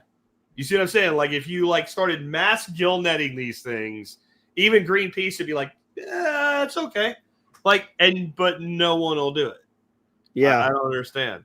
Kentucky Lakes is doing the best at removing them. I'm on Kentucky Lake right here. This is the Tennessee River, which is the Kentucky Lake. The property I'm on has the water treatment plant and then the water. Like we're 1,000 yards from the lake. Have you ever seen that water come up over the road, the highway? No. When you get to the bridge, that entryway to the wildlife management, we've seen water come across there where there's dudes just standing there catching brim right there with fishing poles because you can't get across the road. But no, and our property here is about 500 feet above that also. No, plus we got that. Plus we have that massive. We've got that massive canyon between us and the property behind us, so the water would run. We're still both elevated quite a bit. It'll be an island. Yeah, the island of Willis. There is a lot of those things like that, though. Like, why don't we turn them into resources? Like the St. Johns River in Jacksonville has a real problem with water hyacinth, right? But everything we eat eats water hyacinth. And pull it out, cattle, feed it to rabbits. It's high protein cattle feed, right? Like you could literally have these barges just harvesting it and then, composting the roots and like an automatic. They make tools to do this in Africa where it separates the plant from the root because the only animal that eat the root of that plant is a duck. So you compost that and you take the top and you make it into meal and you feed it to cattle, chickens, ducks, like goats, sheep, everything eats it. And the reason that Florida said they don't want to do that is it might make it have more value and therefore people would want to keep it around. Shit. We put water hyacinth in my middle pond. My ducks eat it faster than it can even grow in the middle pond. We pull water hyacinth out of the aquaponics and feed it directly to the rabbits. And then when I had goats, they would eat that also.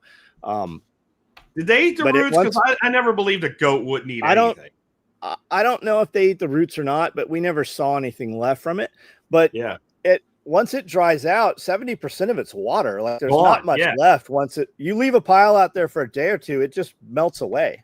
So I took about a 3-foot round ring, about 3 foot tall of goat fencing and like crammed it in there just to see as much as I could fit in there. And in a week it was 2 inches in the bottom. So I don't see it being much of a problem to process. Yep. But it comes out. What that concentration is dried. What's that? It's so easy to pull it out. Oh, go ahead, John. It's so easy to pull it out with a rake. Like we used to do pond mate. I used to work for a company called Pond Doctor, and we would get in these housing complex, and we would just pull that stuff in by hand. You just walk out and just pull it ashore. There was a pond. It didn't have hyacinth, but it had all the aquatic veg. At my grandfather's apartment complex when I was a kid, I used to fish. And the maintenance guy there made this thing. It was like a big piece of PVC pipe with like rebar coming out of it, like a giant rake, and it had a rope, and he would just throw it and drag it in. And that's how far the mat got cleaned, as far as he could throw it. That was so he would and then he would like this open spot and then a mat again until it was too deep. And it was actually awesome for fishing because that edge, right where that edge was that he left, all those fish would be hanging right under there. We would throw that stuff out. There'd be massive bullfrogs, and you'd even have fish in that water hyacinth when you'd pull it out. I bet you get a lot, like when you feed the water hyacinth to your ducks, so they end up going straight into the roots for the snails. Because that's what mine do. I don't know if they did or not. I would just put it in a pile. They eat it eventually. The first thing they do is because all those ram's horn snails get up in that root, and so like you're just feeding them protein and calcium when you throw that out for them. And they as soon as they see it, they're like, they didn't know at first, but after a while they adapt, and now they know like that's dinner bell when they see that shit.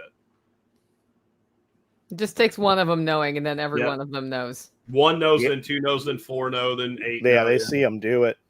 Yeah. We came home to 28 dozen eggs. So you're ready for your workshop? Yeah, we had a bunch put away already. We're about to put some more, but one of our customers, Dan. Dan. Dan, he all of a sudden he wants like all of them, but he never wants them washed, but he wants these washed. So Dorothy's now washing them all. So I assume he figured out some kind of a flip deal, and good for him. Yeah, that's cool. Okay, thoughts on organ meat infused by dry seasoning, like pluck. Any recommendations? What? Organ meat infused dry seasonings. I guess that's a way to trick yourself into organ meats. I just take the freeze-dried stuff in pill format, personally. Yeah. I grind liver and mix it into ground meat, and about 1 ounce to the pound. I don't like it, and I'm not going to try to trick myself. I've tried, and I'm done. And that's what I can do. Yep. It's not good. I'm sorry. It just doesn't taste good. I like the pills a lot. Yeah, I like them so much, I'm thinking of starting to make my own because I have a lot of liver. Well, you do have a dehydrator. I do. And they have the stuff where you can encapsulate and all that shit. It's easy. I've tried like liver done as good as you can do it, and I don't like it. And then kidneys worse, and everything else goes downhill from there. I wish I liked it. I just don't. It's not good. No. That's why it's not on the menu at restaurants. Now, quail livers, fresh, rolled in flour, and fried are pretty decent. But rabbit liver from a like a cottontail. I've never tried it from a domestic rabbit, but we've various times camping and stuff popped some rabbits, or like one time. Buddy of ours who does falconry, his falcon caught a couple of rabbits, and we just threw the rabbit wrapped in foil, like set at the side of the fire. We threw the heart and liver back inside it and cooked it inside there, and it was sweet. It was good, but like beef liver and all. Ugh. Well, the other thing I've heard, and I haven't had the chance to try this, is that if you freeze the liver first and then cook it, it doesn't taste as good as if freshly killed animal liver that's cooked. Yeah, I tried that. And I just never have access to the straight up beef liver. So I don't know. I'm willing to try it, but I just don't like liver. So. I mean, every time I make deer sausage, that deer liver goes in that batch of sausage. Like that's, and then it's fine. It has to be cut with something. It's not just is that a technical term. I'm a foodie and all, but I don't think that is but it's what it is. It just. The best I've ever had wasn't good. Yeah, I'm not a pate fan either, so because it's liver. Yeah. Or foie gras. Yeah, I like foie gras. Yeah. I do too. You can have all my foie gras, John, all of it. It has to be with something else, so I'm not eating it with a spoon like ice cream out of a dish or something. It's kind of hard, like an amuse-bouche or something, And marrow, I like marrow. Yeah, marrow is awesome. Marrow. John's changed the name. It's Marrow. Marrow. AJ says just drink yummy bone broth. Yeah. I think he's insinuating there may be liver in his top secret recipe. Yeah. I don't know. It's good though. It is good. I love it. It is good. Yeah. All right. Well, we're up on 2 hours, guys. You want to go once around the horn? Sure. Okay. John Willis, Special Operations Equipment. I do a live every night on this YouTube channel. You can find me at SOE Tactical everywhere, or Special Operations Equipment everywhere.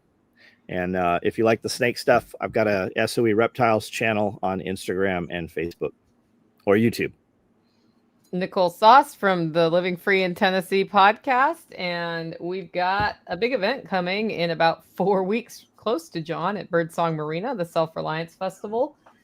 If you're feeling burnt out as a homesteader, this is the place to go. Leave your homestead, come out and get around people who think like you do and maybe learn a few things. Check it out, selfreliancefestival.com. I'm Jack Spirko, and after about a 2-week hiatus on a vacation that was well deserved, I hope anyway, we are back. We have been running 17 years with the Survival Podcast now. We're up to episode 3700 and something today. And I'll have a pretty cool interview tomorrow you guys might want to check out about the resurgence of nuclear power with John Pugliano and Dylan Allen. John coming from a financial perspective and Dylan actually working in the nuclear power space. So I think that'll be cool. And come check us out. See you guys next month. Thanks, guys.